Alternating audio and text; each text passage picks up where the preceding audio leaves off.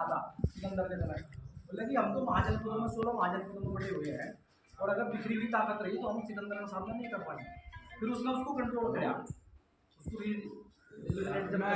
Structure कराया तो उसने वो व्यवस्था बनाई। तो अंग्रेजों को जब यहाँ 3 महीने किसी का शासन नहीं रहा तो कोई केंद्रीय राजा तो था नहीं, ये बात भी गलत बताई जाएगी। बहादुर शाह जफर केंद्रीय राजा था ना, सेंट्रलाइज कोई राजा नहीं था कि पूरे भारत का कोई एक राजा हो, अलग अलग जिसका जहाँ प्रभाव था वो प्रभाव था अलग अलग। जो कुछ आपस में राजाओं में खटपट थी 3-4 महीने के बाद उन्होंने चिट्ठी लिखी वहाँ अंग्रेजों को कि भाई तुम आओ, क्योंकि वो क्या था कि मतलब मेरी खटपट है भगत सिंह के साथ। बोला यार भगत सिंह का इलाज करवा रहा हूँ मैंने हाथ बोले तो इसका इलाज कर दिया। 1 करोड़ स्वर्ण मुद्राएं दी अंग्रेजों को, उनको बुलाया, अपनी सेना दी, दोबारा उनका शासन करवाया। फिर वो क्या ले आई, वो इंटेलिजेंट कौम थी बहुत।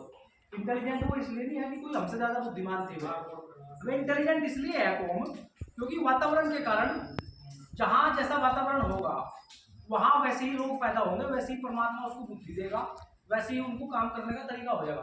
तो वहाँ ठंड बहुत ज्यादा है, जीवन जीने के वहाँ आप देखोगे तो -60 डिग्री टेम्परेचर चले जा, तो -60 में जो है ना जिंदा नहीं रह सकता आदमी -60 डिग्री में।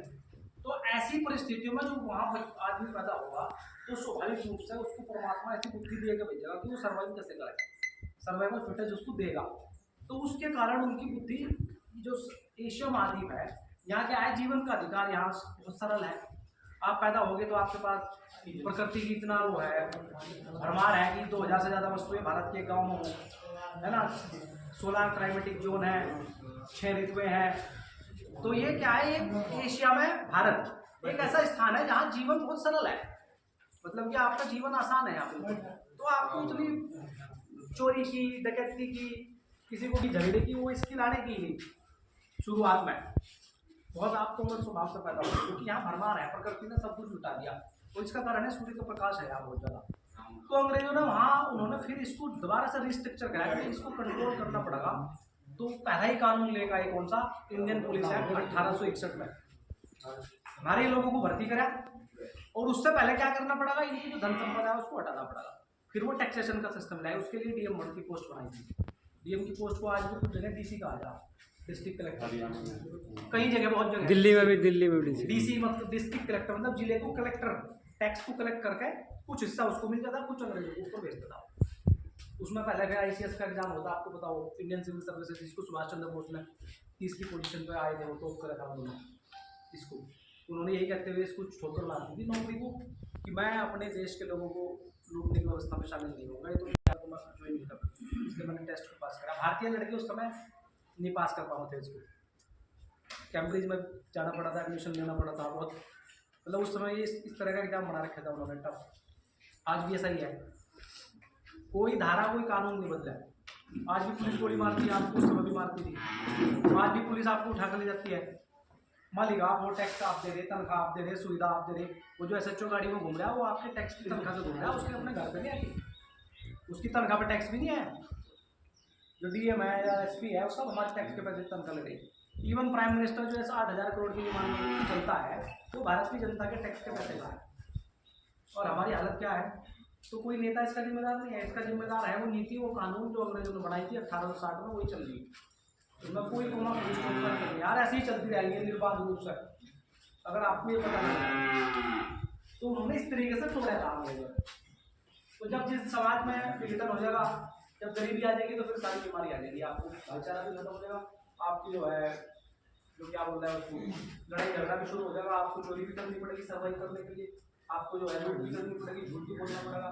जब आपको 100 रुपये में 127 रुपये टैक्स देना है तो क्या करेगा फिर आदमी, बताओ। जब पहला ही टैक्स अंग्रेजों ने लगाया तो 100 रुपये इनकम पे 27 रुपये लगाया, वही तो 27 रुपये देते 100 रुपये कहाँ से देगा, तो उसका फिर उसको धांधली करनी पड़ेगी। तो वहाँ से धांधली भी आई, सारी चीजें हुई। तो इस व्यवस्था को बदलने के लिए ही अभियान शुरू कराया कि भाई इसका नाम है व्यवस्था परिवर्तन अभियान। ये वोट्स है, नोट्स है, राजनीति से नहीं इसको बदला जा सकता, क्योंकि आपको पता ही नहीं है, हमको पता ही नहीं है। तो बोले हमने क्या सोचा कि पब्लिक को अवेयर करो, जो स्टेक होल्डर है, मालिक तो खैर जनता ही है ना, जो स्टेक होल्डर है उसी को पता होना चाहिए कि क्या हो गया, उसको बात पता लग जो बात खत्म। अभी तो आपके आप मान लो बैंक ये पूरा सिस्टम को चला रहा है, आपको पता नहीं है तो ताला लगा रहा, कुछ कर रहा, बेदखल कर रहा, बेइज्जत कर रहा, बेअदब लगा रहा। सर्विस का अगर आप कह रहे हैं बैंकिंग सर्विस है, सर्विस हर चीज आप ये जरा सी रजिस्ट्री पोस्ट करो पोस्ट ऑफिस में, 70 रुपये ले लें इसके भाई। फिर पूरा डिपार्टमेंट जो हमारे टैक्स के पैसे से चल रहा है क्यों कर रहा है काम यूँ? जब हमें हर चीज़ का पैसा देना, रेलवे में हमें पैसा देना चलने का, तो रेलवे का इतना बड़ा ये बजट जो हो रहा है हमारे पैसे से क्यों बना रहे उसको?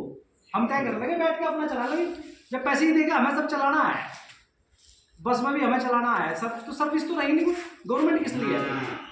तो ये कुछ मूलभूत प्रश्न है जिन पर आज की पीढ़ी को सोचना पड़ेगा, नहीं तो अब गुलामी का नया दौर आ गया है, टोटल कंट्रोलिंग की व्यवस्था आ गई है और उसको रोक। ये जो लड़ाई है इस बार की, पहले लड़ाई लड़ी भगत सिंह ने, चंद्रशेखर गांधी ने, तात्या टोपे ने वो हथियार की लड़ाई लड़ी, किसने आंदोलन की लड़ाई लड़ी, किसने सत्याग्रह की लड़ाई लड़ी।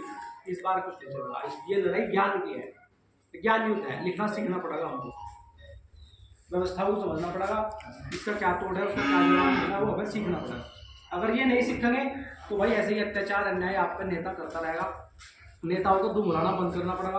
वहाँ गए भाई थाने में फोन कर दो जी, फलाना कर दो जी, अरे क्या जरूरत है हमें? हमने तो नेता को हमने कंसेंट दिया है ना वोट दे के, हमारी वोट की ताकत से वो है, हम उसकी वजह से नहीं आए, हमारी वजह से है पूरा तंत्र ये। और जिस तंत्र में अगर हमें परेशान हो, आप एक बात देखिए, अगर कोई कानून में जानकार हो, यहाँ वकील बैठा हो, तो पुलिस वाला है लेकिन मैं क्या करूँ, मैं तो एक बार एक एडीएम थे, डीएम वहाँ गाजियाबाद में, तो लोग लगा रखा था एक भाई का, तो ऐसे ही उसमें था, तो एडीएम के वहाँ बैठे थे, बात कर रहे थे, तो हमने उसको समझाई पूरी बात, रुपये की बात समझाई, उसकी समझ में आ गई, बोले जी हो सके आपकी बात ठीक है, क्रांति कोई तो शुरू करेगी और आप लोग इसको शुरू कर रहे हैं क्रांति की, लेकिन मैं तो इस किताब से चलूँ जो पीछे रखी, बोले हमारे तो ये नियम है, हम तो इसके हिसाब से चलना। तो मैं हमने उसको ये कहा था भाई तू इस किताब से चला है, पर तेरे पे एक और दायित्व है। कानून का मतलब सिर्फ इतना नहीं है कि कानून में वर्णित जो धाराएं हैं उन्हीं का पालन होना जरूरी है, उसका मतलब एक ये भी है, क्या मतलब उसका मतलब ये भी है कि किसी का अन्याय अत्याचार अगर शोषण होता हो तो चाहे उसमें कुछ ही लिख रहा, क्योंकि संविधान में पहली लाइन है हम भारत के लोग, हम बना रहे इसको, हम अगर उसमें गलत लिख रहा है तो वो हटनी पड़ेगी इसमें से अपने आप ही, क्योंकि तो मशीन थोड़ी है। तो अगर भाई आदेश दे दिया सीधा चलना, अगर मोड़ आएगा क्या भाई तो मुड़ना पड़ेगा नहीं जी। तो ये मुझे तेरे अच्छा बोले कि मैं तो नौकरी कर रहा, नौकरी में चलिए वाला बाग में भी कर देते लोग, गोली अंग्रेजों ने थोड़ी चलाई थी, हमारे आदमी चलाई थी, क्या के लिए? पैसों के लिए, नौकरी है, आदेश आ गया, आगे ही नहीं पता क्या करना। तो ये तंत्र को ढोने की बजाय अब तो हम इतने लोग हो गए, ताकत बहुत है, इतने 20 लोग चाहिए चीज़ें को बदलने के लिए, मात्र 20 लोग, अगर थोड़ा थोड़ा अपना समय दे तो चीज़ों में एक बदलाव आ सकता है, पूरा बदलाव व्यवस्था से लेकर उस तक। ना नोट चाहिए ना वोट चाहिए। गांव में कहावत है गांव तो राम है, वो इसलिए है, एक छोटी सी कैलकुलेशन बता रहा है, फिर मैं अपनी बात समाप्त करूँ, क्योंकि वोट सबकी भी है, दूर से आया, आपने इतना समय दिया, बारिश में आए किसी की मदद के लिए, आज के समय में आपने उसको उस कहावत को भी वो कर दिया, बोले भैया ये तो बहुत खराब टाइम चल रहा, इसमें कोई किसी की मदद नहीं करता है ना, लेकिन मदद करते हैं लोग, ऐसा नहीं है। अगर बात में सच्चाई है तो सत्य में 1000 हाथियों के बराबर बल है, वो झूठ नहीं है बात, उसमें ताकत है, वाकई ताकत है सत्य में, और बात होनी चाहिए सच की, ठीक है ना। तो ठीक है जी, और अभी